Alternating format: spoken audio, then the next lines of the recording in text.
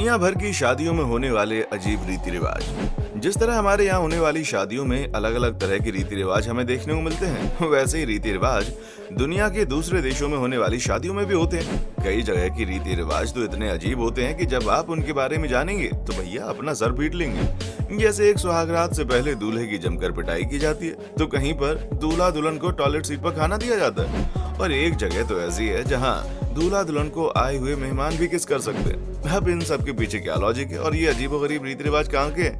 चलिए जानते हैं सब कुछ इस वीडियो में। इस वीडियो में हम आपको दुनिया भर के अलग अलग हिस्सों में शादियों के दौरान किए जाने वाले कुछ बेहद ही अजीबोगरीब रीति रिवाजों के बारे में बताएंगे। लेकिन उससे पहले आपसे रिक्वेस्ट है कि अगर आपने अब तक इस चैनल को सब्सक्राइब नहीं किया तो जल्दी से चैनल को सब्सक्राइब कर लें और साथ ही बेल आइकन दबाकर नोटिफिकेशन भी ऑन कर लें। Number 10, north America.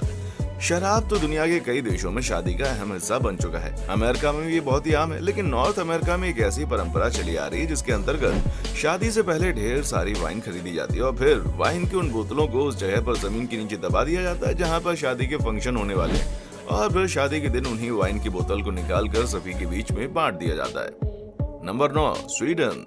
दुनिया के कई ऐसे देश हैं जहां शादियों के मौके पर भी ऐसे लोग नए लोगों से मिलते हैं तो किस कर लेते हैं, लेकिन स्वीडन में शादियों के मौके पर लोग एक कदम आगे बढ़ते हुए नई परंपरा की शुरुआत कर चुके हैं। दरअसल यहाँ रिसेप्शन के मौके पर दूल्हे के जितने दोस्त होते हैं वो दुल्हन को खुलेआम किस करते हैं, जबकि दुल्हन की जितनी महिला दोस्त होती हैं वो दूल्हे को किस करती हैं। अब आप इस रस्म पर क्या कहना चाहेंगे? कमेंट सेक्शन खोला है आपके लिए, बताइए। Number 8, south Korea. शादियों के मौके पर यहाँ दूल्हे के साथ ऐसी ऐसी परंपराएं निभाई जाती हैं जो अगर हमारे यहाँ पर होने लगे ना तो नया बवाल बन जाएगा। दरअसल यहाँ सुहागरात से पहले दूल्हे को बांध दिया जाता है और फिर दुल्हन उसे डंडे से पैरों में जोर जोर से मारती है। Number 7, Ireland. आयरलैंड में एक ऐसी परंपरा वर्षों से चली आ रही है जो थोड़ी सी अजीब और अश्लील भी है। दरअसल यहाँ शादी के मौके पर दुल्हन दूल्हे के रिश्तेदारों की तरफ गुलदस्ता फेंकती है और फिर जो उसे कैच करता है वो मजे से शराब पीता है। यहाँ तक तो अजीब नहीं है, लेकिन इसके आगे एक और रस्म होती है जिसमें दूल्हा दुल्हन के कपड़े के अंदर हाथ डालते हुए वहाँ छुपाए गुलदस्ते या बियर को निकालता है और उसे पीता है। सैकड़ों मेहमानों के सामने ऐसा करना बड़ा अश्लील मालूम पड़ता है भाई। Number 6, Germany. हमारे यहाँ होने वाली शादियों के दौरान अगर गलती से भी एक प्लेट टूट जाती है ना तो हंगामा खड़ा हो जाता है, जिसकी नजर प्लेट तोड़ने वाले पर होती है।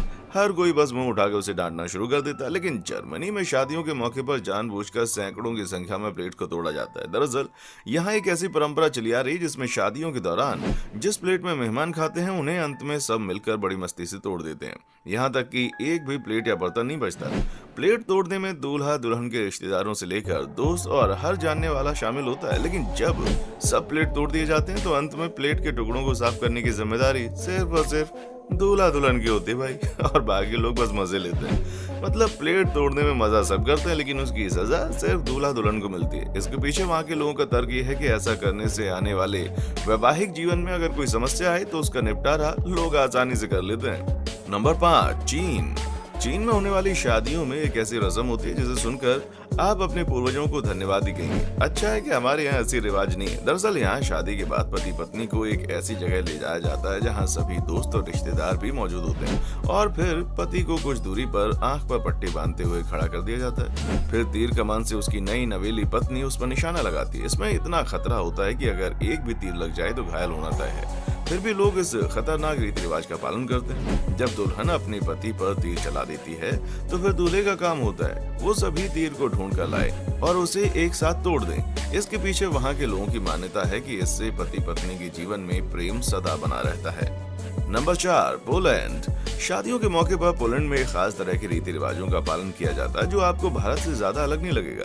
अपने यहाँ भी होने वाली शादियों में देखते होंगे आपके दूल्हा दुल्हन को अक्सर पैसों की माला पहनाई जाती है, लेकिन पोलैंड में इससे 4 कदम और आगे बढ़ते हुए दूल्हा दुल्हन की पूरे तरीके से पैसों की माला से उनको ढक दिया जाता है और फिर दोनों डांस करते हैं। Number 3, France.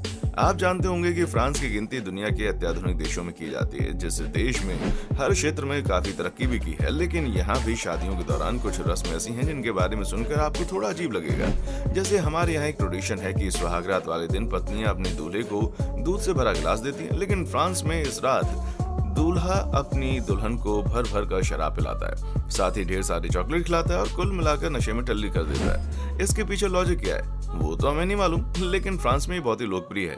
पहली रात दुल्हन को उसकी पसंद का पकवान खिलाया जाता है, लेकिन जिस बर्तन में खाने को दिया जाता है उसका आकार टॉयलेट सीट जैसा होता है। अगर हम आपको टॉयलेट सीट वाले बर्तनों में खाना लेकर आए तो शायद आपको उल्टियां आने लगे, लेकिन वहाँ पर लोग इसे बड़े शौक से खाते हैं। नंबर 2, चेक रिपब्लिक। चेक रिपब्लिक में सुहागरात के समय जो रस्म करने की परंपरा चली आ रही है वो बहुत ही अजीब और मजेदार भी है। इसके बारे में सुनकर आपको हंसी आएगी। दरअसल यहाँ परंपरा चली आ रही है कि सुहागरात में दूल्हा दुल्हन के बिस्तर पर नवजात बच्चे को रखा जाता है और वो बच्चा रात भर दूल्हा दुल्हन के कमरे में रहता है। इस तरह जहाँ लोग इस स्पेशल रात में खामोशी चाहते हैं, वहाँ चेक रिपब्लिक में रात भर दूल्हा दुल्हन को बच्चे के रोने चिल्लाने की आवाज सुनने को मिलती है। इस परंपरा के पीछे वहाँ के लोगों की मान्यता है कि ऐसा करने से नए जोड़े को संतान सुख की प्राप्ति बहुत जल्दी होती है।